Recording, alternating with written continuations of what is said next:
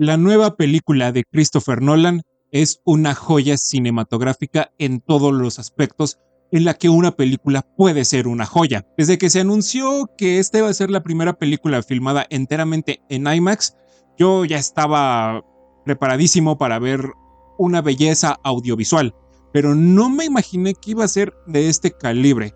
Mucho menos me imaginé que después de Oppenheimer, Christopher Nolan pudiera traer una película igual de interesante e igual de buena referente a una historia que puede marcar el antes y después de la humanidad.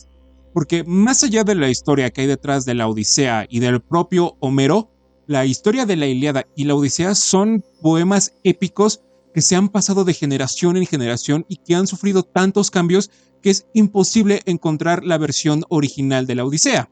Suponiendo que la versión que se llegó a contar en algún punto sea exactamente la que tenemos actualmente en los libros, de todos modos estamos hablando de historia pura de la humanidad. Estamos hablando de cómo se empezaron a contar las historias, cómo se empezaron a transmitir. Y el hecho de que Christopher Nolan haya reinterpretado varias cosas y varios hechos para la modernidad resulta bastante interesante. Desde que se anunció que él iba a ser el director de la Odisea, yo personalmente estaba completamente seguro de que Christopher Nolan iba a ser una buena película, pero no a este nivel. Me preocupaba que el enfoque realista de Christopher Nolan pudiera perjudicar este lado mitológico de la Odisea y también ciertos fragmentos que llega a tomar de la Ilíada. Pero para mi sorpresa fue una belleza de inicio a fin. Y más allá de las controversias que hay por el cast, de que si es progre o que si es woke, esta película de la Odisea por sí sola como película es una maldita belleza. Y más allá de que es una película que se filmó enteramente en IMAX, la historia que Christopher Nolan nos cuenta, aparte de que es una que ya toda la humanidad mínimo debería conocer, tiene muchas cosas que la hacen muy buena película. Así que esto como tal no es una reseña, es un análisis de por qué la Odisea es tan buena. Y me sorprende que de entre todos los blockbusters que tenemos hoy en día, el arte que llega a hacer Christopher Nolan con sus películas es uno de esos pocos casos donde el blockbuster puede ser considerada una cinta de arte, como ya no lo demostró con Oppenheimer y ahora con la Odisea. Bueno, pues esto es el viaje de Odiseo para llegar a Ítaca tras la guerra de Troya, y cómo en su viaje va a desafiar a los mismos dioses con tal de regresar a casa. Sí, Hollywood mostrándonos a Matt Damon tratando de regresar a casa por cuarta, quinta vez en lo que va de su carrera, pero honestamente no me disgusta.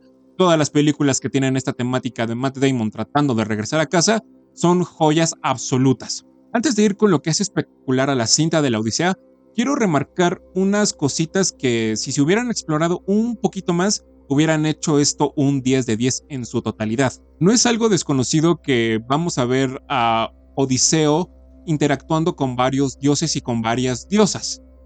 Y en un punto, los vínculos que llega a formar Odiseo con las diosas Calipso y con la diosa Atena son muy importantes para el desarrollo de la historia y para que Odiseo tenga un crecimiento como personaje y varios dilemas morales, éticos y religiosos, incluso existenciales. El detalle es que siento que si se hubieran enfocado un poquito más en mostrar esta relación que Calipso llegó a tener con Odiseo y por qué lo tuvo cautivo tantos años, hubiera sido un poco más interesante y hubiera tenido un peso emocional mayor al que ya tiene en la cinta. Tal vez unos 5 o 4 minutos donde los hubiéramos visto convivir un poquito más hubieran funcionado para que al final ciertas cosas tuvieran un poco más de peso y le pegaran más fuerte al espectador. Lo mismo con Atena, interpretada de una manera espectacular por Zendaya. Y igual, Charlize Theron no se queda atrás. El detalle con Atena es que ella juega un rol muy importante al momento de que Odiseo tiene que regresar a su casa, tiene que regresar a Ítaca. El problema, bueno, no problema. El detalle es que son muy pocas las escenas que tiene Zendaya. Es muy poco el tiempo que pasa en pantalla para que se cree un vínculo total con Odiseo más allá de cuestiones filosóficas, éticas y sobre el rol de los dioses en este viaje que tiene Odiseo. Tal vez explorar un poquito más de lo que fueron estas dos relaciones de Odiseo hubieran funcionado muy bien para que al final fuera un poco más desgarrador todo lo que pasa en la película. Pero aún así es lo único malo, entre comillas, que yo le encontré a la Odisea. De ahí en fuera todo lo demás es cine puro en su totalidad. antes de mostrarnos batallas, antes de mostrarnos guerras y todo ese tipo de cosas, mitología, monstruos, dioses, la historia nos presenta varias capas para explorar a los personajes. El honor, la guerra y el dilema de su utilidad más allá de una victoria, la familia, el deber, nos muestra cómo el honor es la cúspide del hombre y cómo se ve manchado por la conveniencia de los demás. Incluso la mitología dándole sentido día al día mediante dioses y seres fuera de la comprensión humana. Estamos ante una película con varios personajes que tienen varias razones para hacer las cosas que hacen. Algunos de ellos sí son honorables, pero a su modo. Algunos son héroes en toda la expresión de la palabra. Algunos llegan a ser víctimas de las circunstancias que los rodean. Otros tratan de demostrar que valen mucho, pero no lo pueden lograr debido a que son débiles.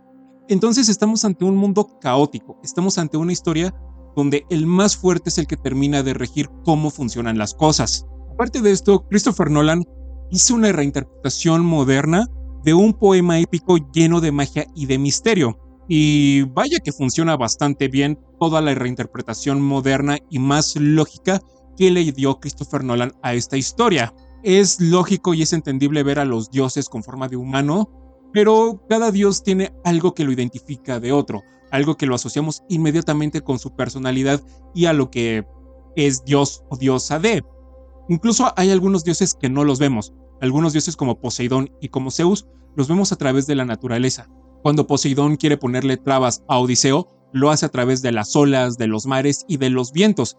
Entonces sí nos muestran más o menos cómo eran los dioses bajo la perspectiva que en ese momento tenían los griegos referente a sus deidades para explicarnos cómo funcionaba el día a día. Pero no significa que Christopher Nolan haya manchado todo con el realismo, como por ejemplo lo hizo con El Caballero de la Noche. No. De hecho, sí tenemos muchas criaturas bastante espectaculares al momento en que aparecen. Las sirenas, los lestrigones o incluso el cíclope que termina comiendo a los hombres de Odiseo no deja de lado este lado místico de la historia, sino más que nada es una reinterpretación a un ambiente donde sea más realista y más enigmático. La sensación de peligro y de misterio están en cada escena a una escala titánica. A través de sus películas, Christopher Nolan ha jugado con varios géneros del cine, pero uno de los que más ha intentado es el género del terror. Desde Batman Begins, incluso El Caballero de la Noche, en Oppenheimer, incluso en esta película de la Odisea, tenemos atisbos del género del terror. Y la forma en que Christopher Nolan lo muestra es bastante interesante. Por ejemplo, la parte del cíclope, cuando vemos cómo se empieza a comer a los hombres de Odiseo, no solamente son screamers o notas que suenan más altas que otras. Crea una tensión bastante especial con la incertidumbre de la oscuridad, con no saber qué le depara completamente del todo a Odiseo. Y cuando conocemos a Circe, cuando transforma a los hombres de Odiseo en puercos, es una escena asquerosa. Es una escena desagradable, retorcida y enfermiza que es bastante perturbadora. Incluso la forma en que maneja Christopher Nolan la tensión de los puerquitos es inquietante. Entonces, el hecho de que no nos limitemos solamente a batallas o acción y que demuestra que Christopher Nolan es un director capaz de hacer varios géneros en una sola película, nos muestra que esta película es cine en toda la expresión de la palabra. El drama referente a Telemaco y de que si no es un hombre lo suficientemente fuerte para tomar el trono de Ítaca, tristeza de Penélope, todos los pretendientes y su forma de tratar a sus anfitriones tienen una razón de ser y se explica con varios géneros. Esto hace que tengamos una película más completa y más compleja en cuanto a desarrollo y a emociones. Porque hay escenas que no se pueden tomar solamente con la euforia, con la acción y con la adrenalina, sino que requieren de otro tipo de emociones y otro tipo de géneros para que funcionen y tengan el peso que requieren en la cinta y que igual sorprendan al espectador. Bueno, ahora que tocamos a algunos personajes, yo voy a destacar a 4 personajes que se me hicieron espectaculares. Todos son brutales, todos, sin excepción alguna, hacen una actuación sublime, pero lógicamente hay unos que destacan por su tiempo en pantalla más que otros. Y el protagonista de esto es Matt Damon, Odiseo. Y es la tercera vez que Matt Damon trabaja con Christopher Nolan. Y el hecho de que se haya ganado tan rápido su confianza para tener un protagónico no es para menos. Primero nos van a presentar a Odiseo como una figura enigmática, como una figura misteriosa rodeada de leyendas y de victorias. Pero cuando finalmente lo conocemos, nos damos cuenta de que es un ser humano con emociones, con sentimientos y que tiene miedo a perder a su familia. Es un hombre honorable, astuto, inteligente, exigente pero justo. Nolan juega con el tiempo de la película. Mezcla el presente y el pasado de una manera muy interesante donde Odiseo va recordando qué es lo que vivió en su viaje antes de quedar varado con Calipso. La batalla de Troya y el viaje de Odiseo antes de quedar varado con Calipso están en el pasado y lo que pasa con Calipso y todo el drama familiar pasan en el presente. A medida que avanza la historia, vemos cómo ese hombre honorable y lleno de deber se va desgastando y va perdiéndose a sí mismo conforme enfrenta los peligros. La culpa de no poder salvar a todos sus hombres, su deseo de tal vez no querer llegar a su hogar, el peso de no poder enterrar a sus hombres como se debe, el honor, la lealtad, la sed, el hambre, todo con lo que tiene que lidiar un líder está presente en la trama de Odiseo. Y esto lo va desgastando paulatinamente, a tal grado de que altera por completo su identidad, creando dilemas con Atena y el lugar de Odiseo en el mundo, e incluso el lugar de los propios dioses en el mundo. En esta versión, Odiseo no es un héroe glorioso, no. De hecho, yo creo que es lo último que se nos va a pasar por la cabeza mientras vemos la película de la Odisea.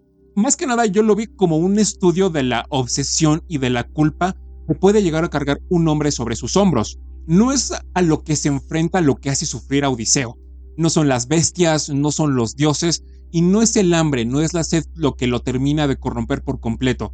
Es lo que pasa después de enfrentarse a afrontar las consecuencias de sus actos y seguir siendo el líder que sus hombres merecen. Esto me encanta porque termina en un dilema bastante especial para decidir cuál es el lugar de Homero en el mundo, qué es lo que está bien y qué es lo que está mal bajo todo lo que ha vivido, todos los traumas que la guerra le ha causado. Telemaco está interpretado por Tom Holland, y si bien es el mismo papel al que ya nos han acostumbrado desde Spider-Man, donde es el jovencito que nadie toma en serio y es el pupilo de alguien, y que trata de demostrar que es digno de ser heredero del manto que lo precede, pues es exactamente lo mismo, pero ahora está dirigido por Christopher Nolan, cosa que sí le aporta un poco más a su historia. Telemaco vive a la sombra del regreso de su padre.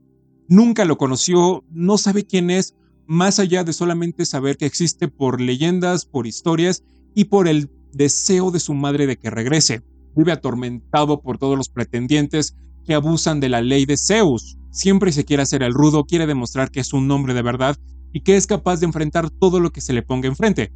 Pero como sabemos, siempre hay alguien más fuerte, siempre hay alguien más poderoso que tú y con más valor o menos valor, depende cómo se le vea, que va a pisotear a Telemaco. Pero lógicamente las circunstancias lo terminan superando y se ve como un cachorro en un mundo de leones. Si bien si hay un crecimiento y un desarrollo de personaje espléndido en Telemaco, la actuación de Tom Holland igual es muy buena. Sí me gustó y sí la disfruté, porque sí llega a ser dramática, llega a ser desgarradora y llega a ser muy triste, demostrando que más allá de blockbusters que no aprovechan sus dotes actorales, es un excelente actor. Me gusta que en su deseo de ser un hombre de verdad, va descubriendo cómo funciona el mundo y se va haciendo hombre a la fuerza.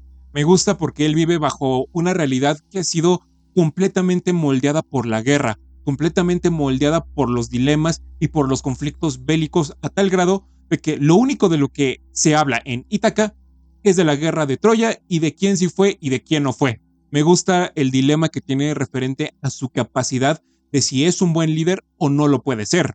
Esto lo va guiando por un camino honorable que debe tomar. Y honestamente sí me gustó el arco de Telemaco. Pero aunado al arco de este hombre, también tenemos el arco de Penélope, que a pesar de que es más pequeño, tiene un peso emocional bastante bueno en la historia. A pesar de que la trama de Penélope es más sencilla, tiene un peso emocional y dramático en la historia que va más allá incluso que el del propio Telemaco. Su historia es completamente desoladora. Lleva 20 años esperando a Odiseo. Lleva 20 años esperando el regreso del amor de su vida. Y muchas personas, los propios sirvientes, los pretendientes, le han dicho que ya lo olvide, que nunca va a volver, que Odiseo está ahogado, que está flotando en el mar, pero ella aún tiene la esperanza de que Odiseo va a volver, que va a regresar con su familia y va a reclamar el trono de Ítaca. Su soledad, su desdicha y su tristeza son bastante palpables. Demuestra de nuevo que el amor, sí, otra vez Christopher Nolan volviéndose cursi, dejando de lado todo este lado oscuro que construyó en Oppenheimer, regresa. Pero nos demuestra que el amor es la cosa más fuerte que hay en el mundo, que sin el amor muchas cosas no funcionarían y que el amor lo puede todo. Muy cursi la historia de Penélope, sí, pero sí tiene un peso que sí llega directo al corazón. Nos demuestra de nuevo que el tiempo no perdona, pero siempre hay algo por lo que luchar y mantenerse firme a la espera de algo. Antino fue mi personaje favorito, fue el personaje que más disfruté. Más allá de que está interpretado por Robert Pattinson, que se ha vuelto uno de mis actores favoritos, es un desgraciado malnacido en toda la expresión de la palabra. Él quiere desposar a Penélope, pero no precisamente porque la ame, sino porque la ve como un trofeo, como la cúspide de toda una serie de complots en contra de Odiseo y en contra de toda su casa. Y es un bicho, es un parásito en toda la expresión de la palabra, porque se aprovecha de la comida de Telemaco, se aprovecha de la ley de Zeus, incluso termina mancillando el honor de muchas personas solamente con tal de tener lo que él quiere. Es un bastardo engreído, sí, pero es de esos bastardos engreídos que te gusta odiar. Algo así como Joffrey Baratheon en Game of Thrones, pero, ¿me entienden? Aparte, la presencia y el porte que tiene Robert Pattinson lo hace destacar en cada una de las escenas. Cuando humilla a Telemaco, cuando se enfrenta a varias situaciones interesantes, me encantó. La actuación de Robert Pattinson, creo que bajito de la de Matt Damon, es de la mejor que hay en esta película. La puesta en escena de Christopher Nolan es brutal. Es la película más ambiciosa en cuanto a escala ha hecho Christopher Nolan. Y vaya que se nota a dónde se fueron los 250 millones de dólares. Los barcos, las armaduras, las espadas, las batallas. Yo creo que donde más reluce es cuando están en el inframundo y en la batalla de Troya, porque sí lo hace relucir de una manera gloriosa y épica. Y eso sí, cuando vemos titanes, dioses y monstruos, sí da esta sensación de que los humanos solamente son criaturas insignificantes, solamente son insectos y bichos en un jardín que es más grande y que no les pertenece. Entonces, esa ilusión de hacer al humano pequeño y que están desafiando a los dioses, referente a la escala, es bastante notorio, porque sí nos hace sentir chiquitos con todos los paisajes que vemos, con todas las decisiones que deben de tomar, incluso con los vientos que deben afrontar. La música de Ludwig Göransson, a pesar de que no es tan memorable como la de Oppenheimer o incluso un poquito como la de Tenet, es un soundtrack espectacular en todos los sentidos de la palabra. No recurre a las orquestas, sino que utiliza todos los instrumentos griegos que llegaron a caracterizar a esta cultura, a esta civilización. Y a pesar de que en ocasiones solamente funciona como acompañamiento, en 3-4 escenas sí amplifica todo lo que vemos en la pantalla. Sí hace más intensas las escenas y sí nos llena de adrenalina y de preguntarnos qué va a pasar.